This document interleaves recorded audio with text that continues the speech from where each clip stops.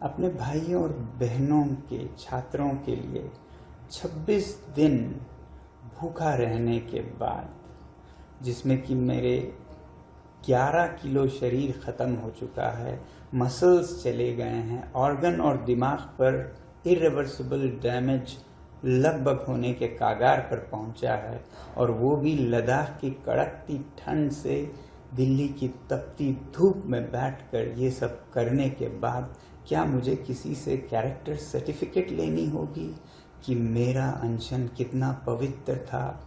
मैंने तोड़ा तो किसके हाथों तोड़ा, उसके हाथों क्यों तोड़ा, इसके हाथों क्यों नहीं तोड़ा, क्या डील हुआ, क्या सौदा हुआ, ये सब मुझे जवाब देना होगा।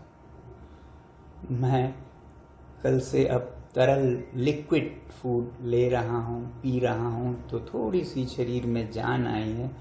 बदकिस्मती से वो जान मुझे इसमें देनी पड़ रही है, दुख के साथ कह रहा हूँ। मगर सुबह से मुझे बहुत से लोग फ़ोन करके या पोस्ट दिखाकर कह रहे हैं कि आप पर बहुत सवाल उठाए जा रहे हैं, आपने इनसे क्यों अनशन तोड़वाया, केंद्रीय मंत्रियों से क्यों नहीं तोड़वाया, किसी और से क्यों नहीं तोड़वाया, क्या डील हुआ है, सौदा हुआ है। ये सब मुझे जवाब देना होगा। अगर सौदा करना होता, डील करना होता, तो क्या 26 दिन भूखे रहना पड़ता है? कितनों ने डील किए हैं, आपने देखा होगा। क्या वो इस तरह से डील करते हैं? क्या मैं आलीशान एयर कंडीशन कमरे में बैठ के डील सौदा नहीं कर सकता था? मुझे यहाँ दिल्ली की गर्मी में बाहर रोड साइड पर बैठकर डील करना पड़ता। धिक्कार है ऐसे देश पर जिसमें ऐसे दिमागों की उपज होती है, जिसमें से ऐसे नीच ख्यालात निकलते हैं। मैं दोष नहीं देता हूँ आप में से ज़्यादातर पर, क्योंकि आपको ज्ञान नहीं है, पता नहीं है क्या हालात थे मेरे ऊपर, क्या गुजरा मेरे परिवार पर पिछले 1-2 हफ्ते में।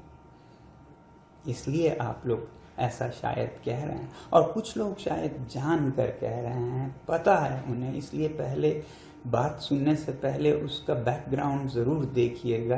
क्या उन्हें कोई खुंदक है? क्या वो किसी पॉलिटिकल पार्टी से हैं, जिस पॉलिटिकल पार्टी को किसी और पॉलिटिकल पार्टी से कुछ खुंदक है? या वो न्यूट्रल कोई आदमी कह रहे हैं? अगर न्यूट्रल कह रहे हैं तो ज़रूर उनकी बात सुनिएगा और मुझे भी बताइएगा। मैं जवाब देने की अभी भी कोशिश करूँगा, समझें या न समझें, मगर मेरी सद्भावना है और मेरा आपके साथ सिंपैथी है। अगर आपको नहीं मालूम है क्या हुआ इन दिनों में और किन हालातों में क्यों अनशन तोड़ा और क्यों इस तरह से तोड़ा। जैसे कि मैं सो रहा हूँ तो पिताजी को जगाना है मुझे, तो वो डायरेक्ट उठाने के बजाय, और हिंसा की परंपरा मेरे यहाँ नहीं थी सौभाग्य से, तो वो क्या करते थे कि उस कमरे में आ जाएंगे या बाहर से गुजरेंगे और चौपाई बोलेंगे, प्रात काल उठ के रघुनाथा